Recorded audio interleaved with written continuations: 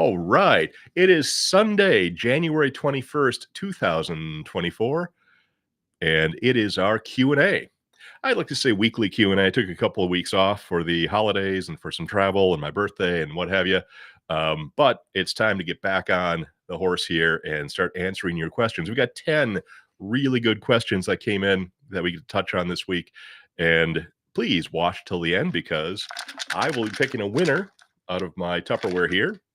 And somebody's going to win a hat and somebody's going to win a def testing refractometer. Well, actually, I might give you a choice of which one you get, but we'll give away two prizes. So hang around till the very end of this. Anyway, so welcome. Thank you for joining us. We are DPF Guys based in Atlanta, Georgia, and we focus 100% on diesel after-treatment services for anything with a diesel engine and an emission system. Most of our customers are truck drivers and fleets, but we also service after treatment for off-road equipment, diesel passenger vehicles, stationary equipment with DPF systems like generators, pumps, rock crushers, and more. In fact, this week we had a lot of calls about BMWs, strangely enough, X5s, X3s, X5s. So yeah, we do take the off-road stuff, but we like to say that if it has a DPF, we can clean it. Disclaimer. You should always talk to your mechanic about any concerns you have with your engine or truck, or have your mechanic talk to us. And any pricing discussed here may or may not apply to you and should not be used as an official quote, just a guideline for any services either by us or anybody else. So, kind of understand that. So, folks, if you're watching me on YouTube, either live or later, fantastic. Thanks for watching. Please like, follow, subscribe, all that type of stuff. We got some more cool things coming up. Also, I won't be talking about it on this episode, but we have a new sponsor coming on board. And check this out. Oh, my goodness. That was further away than I thought it was. But it is OTR Performance. And OTR Performance is a super cool company. They're actually out of Michigan. The owner of the company is actually a highly trained and experienced Volvo mechanic, Volvo technician. And the guy is also a software genius. So he thought that too often people would not have enough information on diagnostics for their truck, or they couldn't regen their truck in a pinch. So he created a system to allow you to do that easily. And I won't be doing that this week because I haven't written the script for it, but they will be our upcoming sponsor. And we're going to have some great discount codes for you on this. If you want, if you're impatient and want to find out what's going on with this, just look up OTR Performance online and send me a message. I do have a discount code for you on that. And if you're watching me on YouTube and you are a TikTok person, I'm also doing a live on TikTok. Hello, everyone on TikTok. Thanks for watching. Please like and share the live because I like to get many people on here. And what the people on TikTok are doing, they're kind of watching me from the side here. But once I'm done talking to you all on the world of YouTube and elsewhere, guess what? I'm going to turn off these bright lights, spin around, pour myself a drink, and then have an in-depth conversation with my friends on TikTok. That's you, by the way. Hoo-yeah. Okay, enough talking. Let's get to question number one. Let's see what we got here. Hang on a second. And that question is, hi guys, I have a 2012 Kenworth T660 that I'm going to have to put the DPF system back on. Just need to know if you guys can help me out. And so, DPF guys, we don't do deletes. And for a number of reasons we've talked about many times over in previous videos, the truth is deleting your modern Class 8 semi-truck is a really, really bad idea for many reasons. And only one of them is the large fines you will receive when, not if, you get caught. But you all can yell at me about this in the comments or on TikTok, wherever you might be. For those of you who have a deleted truck who want to make it legal again, we can definitely help you with that. And I in fact, helped a driver with a Freightliner Cascadia undelete his truck last week. Every delete is different, and the process of undeleting your truck would involve to making sure, we know what needs to get done. Bring it by the shop, and we'll have a mechanic evaluate everything. Somebody who has experience in both deletes and undeletes. We can see how the delete was done. And then very, very quickly, we can determine what steps are necessary to put things back where they need to be. So yes, we can undelete your truck. Or if you're another driver wondering about reversing a delete, give us a text or a call. As always, 404-999-1361, 404-999-er, 1361, and we'll talk to you about what we might be able to do for you. And if we can't do something for you, we'll let you know that too. The goal is to get you in, get you out, do it as affordably and effectively as possible. As a side note, be aware that if you have a deleted truck, even if it was deleted when you bought it, the buyer will be fined. Um, but when you so like if you sell your deleted truck, meaning that the buyer will be fined if he gets caught, but you will be fined even more, and you will be required to either fix the truck or take the truck back and refund all the money that you were paid if the person driving the truck ever gets caught. So you might have a deleted truck. Maybe you didn't delete it. Maybe you bought it deleted, and then it's you want to sell the thing, and lo and behold, the person does something stupid, gets caught. Guess what they're going to do? They're going to pay their fine. They'll probably pay less of a fine, but that the person they're going to send them right back after you, and you're going to have a bad day. So, if you delete, that's between you and Mother Nature. But if you want to undelete, give us a call. We can definitely help you with that. All right. Question number 2. Hi, can you guys help me with some troubleshooting? I own an Isuzu truck. All right. So troubleshooting the emission systems on an Isuzu diesel truck involves a few steps. Let me think. What do we got? Check engine light. First check of the check engine light is on. Can be triggered by various emissions related issues. Sometimes just a wiring thing. Sometimes plugged up DPF and everything else. And then what are your trouble codes? So use an OBD type scanner, read any diagnostics or trouble codes. If you have a friend or a mechanic that can hook up your truck, pull the codes. Definitely don't delete any active codes because they're telling you something's going on. And inactive codes can be helpful for a mechanic as well. So though an inactive code won't trigger a light normally, but they can be really helpful for a mechanic. So if you delete your codes, there's sometimes driving blind. So I'd leave the codes up. And of course, check things out. Visual inspection. Conduct a thorough visual inspection of the emissions control components. Look for exhaust leaks. The oh man, look up by your EGR cooler, see if there's anything going on there, and definitely check your exhaust pipe. I just did a video on that, and of course, I'm a teenager at heart, so I made some jokes about getting colon cancer screened. But yeah, check your exhaust pipe, because if you're having, after treatment issues and you have a dirty exhaust pipe, that means that your DPF is cracked, it's bypassing soot, and that soot can work its way down into parts of the truck that shouldn't have soot in them, and that soot can wreak havoc on things and throw codes. Let's see, just make sure, if you're getting high soot level, that sort of stuff, you may need to have your DPF cleaned. Check your air intake system. Strangely enough, people don't realize this, that a dirty air, cold air intake filter can cause uh, all sorts of ruckus downstream in your DPF, because if your truck isn't breathing well up on the inlet side, guess what? On the tailpipe side, or it's not breathing well, it can't combust the diesel properly. You need plenty of air for that diesel to burn. And if you're choking off the air intake because your air filters are full of crap and birds' nests and God's knows what else, your diesel fuel is not going to burn really well. Your engine's going to poop out a lot of soot, and it is in turn going to plug up your DPF. Check the fuel system. We can talk more about fuel additives at some point, but dirty fuel, plugged up fuel filter, water in the fuel, all those things can cause after treatment issues. Again, look for exhaust leaks. A leaky exhaust can cause the truck to not produce adequate temperature when it does a regen, so soot will build up and plug things up. And then, of course, bad sensors, bad wiring. Sometimes wires will rub between the frame and something else, and will short things out. And that's where the diagnostics can come into play. But anyway, we do.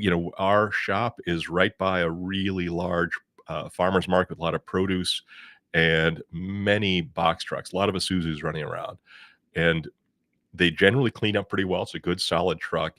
But many times the Isuzu trucks are used for local deliveries, so they do a lot of stop and go, and will plug up their DPF systems faster than other trucks because they really don't get up to high rates of speed for long long lengths of time. So sometimes their DPF doesn't fully regen depending upon how many hours or miles you have. If you've got a lot of hours or a lot of miles or a combination of the two, you may just need to get your DPF clean. That's usually the problem. But maybe your truck is low miles, low hours, and it just needs to be put through a forced regen. um, Again, I don't normally recommend as a forced regen as a magic fix for everything because it's not. But in some cases where you have a truck that never really gets hot enough to properly regenerate itself passively, sometimes it gets plugged up and you might have to do a forced regen kind of on a schedule, maybe once a week, twice a month, something like that. So, anyway, if you do have an Isuzu or something similar that's giving you trouble, you know the number 404-999-1361. Give us a text or a call. We'd be happy to help you out. I see I got some great questions um, coming in from TikTok too. Please stand by. I'm going to address all of these and keep them coming because I'm going to spend a lot of time with you guys when I get done here. And by the way, I'm just talking to the people on TikTok. Okay, number 3. Um, all right, what do we got here? This is getting a P207F reductant quality low and do I clean Ford 6.7 DPFs? So the answer is up to the second half of this question is absolutely we do. um, Ford 250, 350, 450, 550, that sort of thing. Absolutely, those can be cleaned. We turn them around in 24 hours. If you need any answers on that as far as cost and process and everything like that, please give us a text or a call 404-999-1361. But the P207F can be caused by a number of things. It's never easy, of course. So uh, the so it can be an issue with your def level. Make sure there's def in the tank. Make sure your def level sensor is working properly. Um, I would also check to make sure that you are dosing the proper amount of def. So do a def delivery test using the diagnostics tools. It's going to be, it'll be something that says it has to deliver this many milliliters of def over this period of time. And if it's not, it could be your def pump or maybe a bad def doser. Or you want to pull a sample of def and test it with a refractometer and make sure that the concentration of urea in the def is adequate. If you want to get your own refractometer, you don't have one, they are sold on Amazon and we sell them for about 20 bucks. All you have to do is text or call us 404-999-1361. We will have one on the way to you. And you may even win one. But anyway, so that's really yeah, we can definitely take care of that. We can definitely clean it. And you might have something like you might just have a cracked DPF and maybe a bunch of soot got through and spoiled your SCR. Um, and could be that, or depending upon let's see, what year do you say that was? Hang on a second. I didn't say what year that was. If you have one of the newer Fords, they do an odd thing where they put the DPF at the very end of the chain, so the SCR is actually exposed to soot by design. So if you have a combination of a couple of things, which is, let's say, a dirty air intake uh, filter, or low compression, or bad injectors, um, and your engine's running really dirty, um, pumping out more soot than it normally would, you could have loaded up that SCR full of soot, and that's what's causing these codes. Anyway, it's probably something simple, and we could definitely help work you through that. 404-999-1361. Text or call if you want us to help you sort that out. Um, all right, what do we have for question number 4? Can you repair a leaking EGR cooler for a Detroit or know anyone that makes new ones? I've done a few videos. We've done quite a few. We've cleaned quite a few EGRs over the last few weeks. I don't know why they're coming in hot and heavy, but keep them coming. Um, so sorry to say that an EGR cooler cannot be repaired if it is leaking, but it's worth testing to make sure that it's actually leaking before replacing it. Um, And yes, some of them do go bad. They get tiny cracks inside, and those will leak. And it's really a maze of little tubes and fins in there, and it's unfortunate you can't fix them. But if you want us to test it, we can do that for you at no charge. Come in and see us, and we'll give it a quick test. It only takes a few minutes. If you do need to replace the EGR cooler, we do have refurbished units for sale that have been cleaned and tested for many different trucks. And we can also get aftermarket for some trucks and OEM for almost all other trucks on the market. Just showing my personal preference here, the one EGR cooler that I don't enjoy working on is from the famous Max Force. And there's really nothing wrong with it from a design standpoint. It's just very big, very heavy, very unwieldy, and that max forced engine can really fill up an EGR cooler with a lot of crap. So we deal with some stuff there. Anyway, just give us a call or a text, 404-999-1361. I hate to say that number so often, but that is how to get a hold of us. And give me a second here. Everybody, you've got some great questions coming in. And I'm going to touch on what is DEF actually made of. And you're Stephen King, the author, apparently is answering diesel questions. I'm glad that he is diversifying his skill set. Anyway, what do we have for number 5? Now, this is kind of an interesting one. It's not really a question; it's more of a comment. It says, "EGR cooler on Cummins and Volvo is not worth it to clean. Too much labor to take off. Best replace new." Um, a new EGR cooler, yeah, what do they run? $1,200, $1,500, $2,000. They're not terrible, but if you don't have to spend that money and you can get it cleaned, we charge a couple $100, 225, 250, 220 to clean your typical EGR cooler. And um, so, how I responded to this comment is I do agree that some EGR coolers are more difficult to take off than others. Volvo can be a real bear because you often need to pull the turbo to get to the EGR cooler. And then guess what? The bolts break, and that can be a mess, and you'll be hating your life.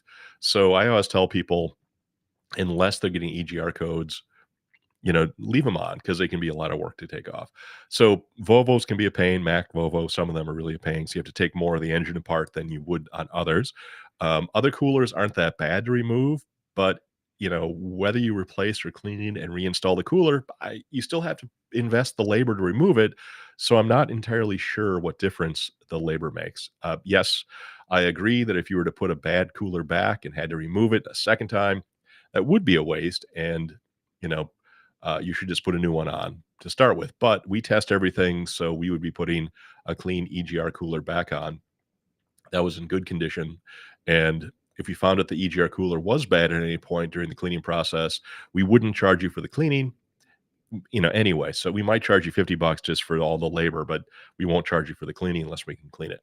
So you really have nothing to lose. And no matter what, you still need to do the labor to take the EGR cooler off, whether you get it cleaned or put a new one on. Just that if you get it cleaned, it'll save you $1,000 for a new part. Um, so, what do you think about that? All right. So, number 6. This is a good one. I am curious about the additive. Is it from Clean Air Fleet? Well, first, yes. Second, I learned about the benefits of fuel additive from a real driver who had gone about 500,000 miles without ever having to do a parked regen. And actually, I met him on TikTok. His name is Clint. You might be watching now. Clint, if you're watching now, shout out to you and your cats and your wife, who does team driving with him. But anyway, so he said, "Hey man, I've got this Freightliner Cascadia with an ISX 15. He had at the point he had just under 500,000 miles. He has gone 500,000 miles so far without a park regen. He goes, I've gone almost 500,000 miles, and my truck has never called for a park regen. So while this isn't good for my bottom line, I was really curious what he did to get that kind of miles without ever getting his DPF cleaned or doing a park regen. So the driver explained that he uses an APU, which is a big help because you don't have to idle all night to stay warm or stay cool. And he uses an additive. I asked what the additive was. Guess what? It was Clean Air Fleet, along with AMSOIL, full synthetic. And more importantly, along with the additive and the oil, he has two filters that he added to the truck. And they're both 1 micron filters. He has a 1 micron full flow fuel filter, and a 1 micron bypass filtration for his motor oil. Now that bypass filter only sips off about 10% of the flowing oil. So, 90% goes through the paper filter, which only filters down to about 30 microns, which is about the size of a human hair. The rest of the small particles do get into your engine and beyond. But the bypass filter is sipping off 10%.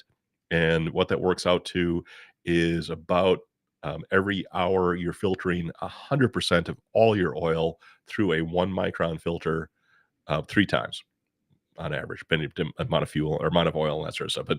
But basically, you're sipping off 10% of it in the bypass, and so every hour you're taking all of your oil and filtering it down to 1 micron to get all those little pieces out of the nooks and crannies. So the fuel additive, as I've done research and learned about this, has all the properties that but many of the fuel additives have. Plus, it will increase cetane, which allows the diesel to burn more efficiently and completely, which produces more horsepower, better fuel efficiency, and reduces soot emissions, which in turn extends the length of time between needing to take your truck down and bring it to someone like me for cleaning. Again, I should not be talking to you about fuel additives because technically it's taking money out of my pocket, but there are 3 million trucks on the road.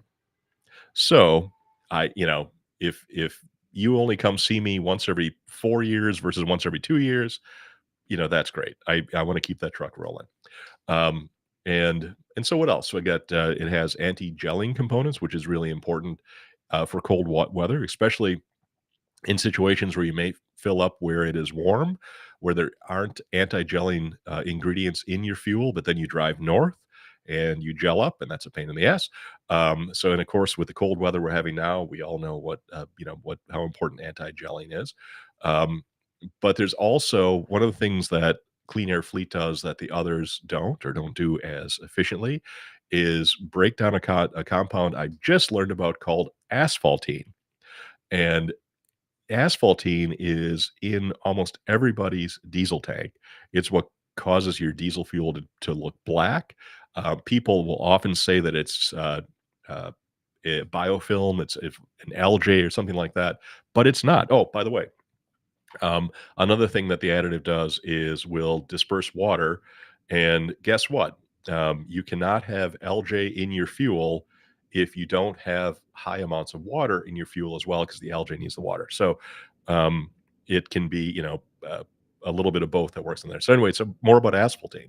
So uh, people in the know will say, well, asphaltene is normally found in crude oil, and it certainly is because it forms under pressure and temperature. But it is also formed in the increased heat and pressure conditions in a diesel engine, believe it or not. Um, it almost like the diesel fuel will unrefine as it's under pressure and temperature, and this will show up as sludge and will give the fuel, in your tank a black color.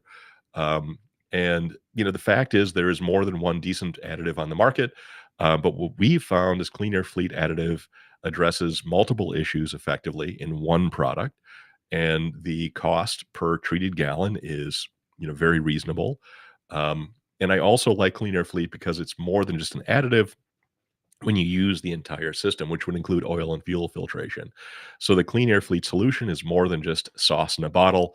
It is a complete system for your truck. And like I said, if you're using an additive that you like, and I'm not going to try to convince you to switch. But if you do want to try something else, please let me know. We'll get you some Clean Air Fleet. Or if you're not using something, you really should. And I would say that of all the additives on the market, I would try Clean Air Fleet, see how it works for you. I think you'll be very happy with it. And if not, you can always try something else. But so uh, so use Clean Air Fleet and the filtration, and maybe you will also go 500,000 miles between parked regens or beyond. So if anybody out there on TikTok or on YouTube or elsewhere wants to learn more about the fuel additive, simply text the word additive, ADDITIV, go to 404-999-1361, and we'll talk more. Probably not tonight, but sometime tomorrow I'll give you a call or a text and we can chat about it. We do keep it in stock in Atlanta. You can also order it online directly from the manufacturer out of Wisconsin. If you get it from us in Atlanta, the price is the same no matter what, except you don't have to pay shipping if you get it from us. So there you have it. Clean Air Fleet. Want to learn more? Give us a text. Um, all right, number 7. Do you have to bake the DPF filters too? And I'm not sure, have to bake. So, and the answer is to maintain our process. Yes, we do. Many companies will only bake filters if their first attempt to clean them doesn't work, and they'll charge you more for it, and it will take longer. So our cleaning methods have been designed, not just by us. Of course, we've improved them and perfected them over time. But our cleaning methods have been designed by one of the largest truck fleets in the country, possibly the world, and baking is required to meet their standards. So we provide the same level of service that we provide the mega fleet to all of our customers, no matter how small they are. You bring me a, Kubota lawn tractor with a diesel engine and a DPF, you're going to get the same treatment as a fleet of 200,000 trucks. So in that process includes baking, and we don't charge extra for baking because it's all included. So even when we technically have to bake your filters, we still do give you the entire process because we want those filters to look, feel, and perform like new filters so you can spend more time on the road and less time bringing your truck into us or anybody else for repeated DPF cleanings because the job was only partially done if you don't do the full bake. Also, one of the reasons that we really want to clean those filters completely because you can do them half-assed and put them back in the truck, and the truck will actually run pretty well, but it won't run as long as it would have if the filters were new or cleaned to be like new. So I always tell people, I hope to see you again, but not too soon. All right. So number 9, or number 8, or number 8. Okay.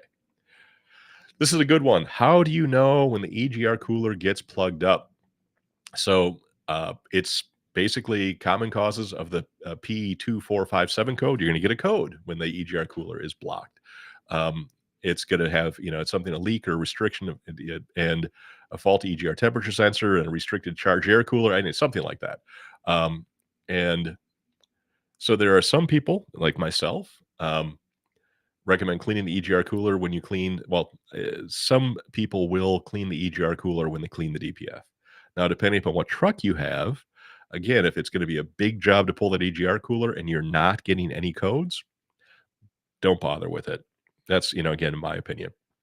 But if it's easy to take off or you're getting some codes, definitely get it cleaned. It's not a bad idea to clean it preventatively. I'm just trying to make it so that people don't have a big labor bill for pulling parts off the truck that they don't have to pull off. So I tell people not to worry about the EGR cooler until they get a code to save the labor involved. You might want to use a bit of wire and clean out what's called the Delta P sensor, kind of get the soot out of that. Um, so the short answer is that if your EGR cooler gets plugged up, and your trouble codes will tell you. Side note, um, this is actually an important one for anybody out there with uh, like a Freightliner M2, or a box truck, Freightliner M2 business class with the 6.7 Cummins. What we have found, and this is almost like clockwork, if you have a truck with a 6.7 engine, Freightliner M2 has them, and your truck has more than 250,000 miles on it, you definitely should get your EGR cooler cleaned because that engine, that 6.7 engine, normally starts running really dirty due to worn injectors after about 250,000 miles. And I have seen this over and over and over again. And once those injectors begin to wear, it will throw soot into all of the downstream parts, which includes the EGR cooler. So if you have a Cummins 6.7 and it's got 250,000 miles and that thing's been causing some trouble, you probably have injectors that are worn and you're going to need to get some stuff replaced or cleaned.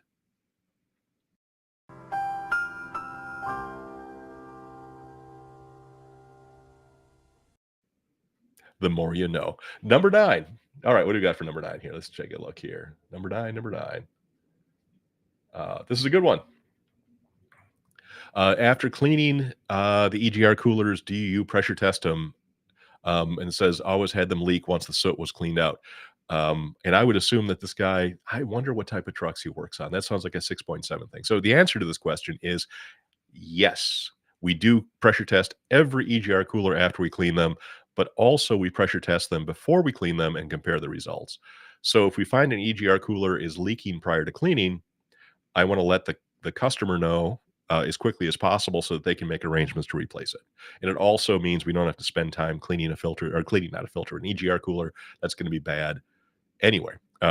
So if we do discover during the initial test that your EGR cooler is bad, two things. One is we're not going to charge you a dime for that part of it. If we clean your filters, DPF, DOC will charge you for that, but not for the EGR cooler. We won't charge you a dime for that. And then we'll get a hold of you as soon as we can to let you get busy and get a different one to replace the one that's bad. Boom. How is that for a short and sweet answer? I can do things without rambling once in a while. Um, okay, number 10. We're almost to the end here. What if I have a pre-def diesel with just a DPF and no def, which means no SCR? Would it be as big of a deal then?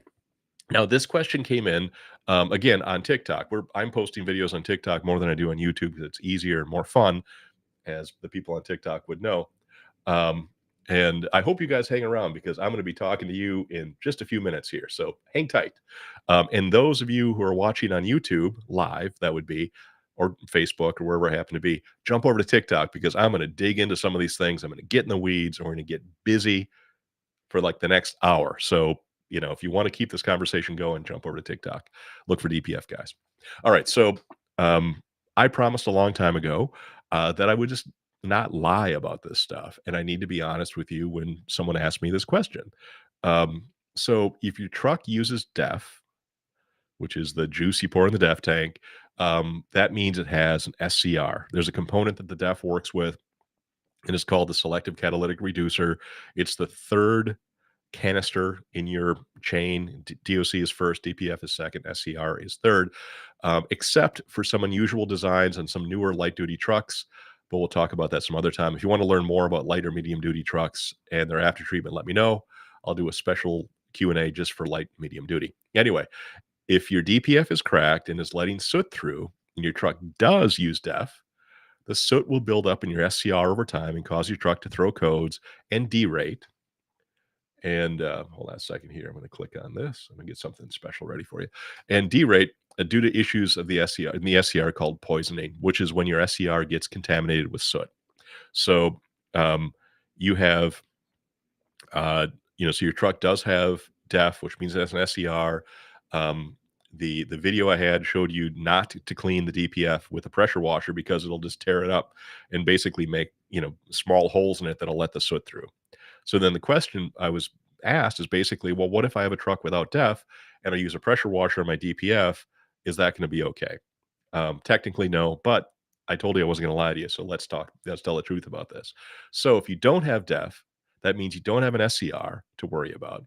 And there is nothing to stop you from clearing away the built up soot from the DPF and DOC with whatever method you need. Now, don't knock it out completely because if anybody inspects your truck and finds that, it's going to get you in trouble. And also, it may cause the back pressure on the DPF to be too low, and will either cause codes because it's detecting that things are flowing too well, and also on many trucks, the speed of the exhaust is set to a certain level so that the turbo doesn't overspin.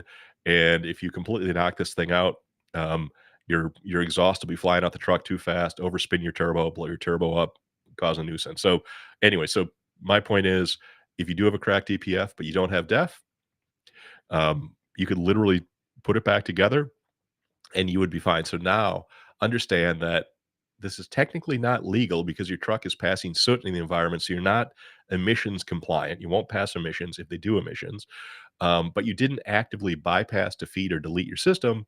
So if you do get caught, you'll be required to fix the problem, of course, but you didn't actively or intentionally bypass your system because it is all still there. Your dealer will still work on the truck and that sort of stuff. So putting a filter like this back in the truck could make a polar bear cough and will frustrate Greta Thunberg.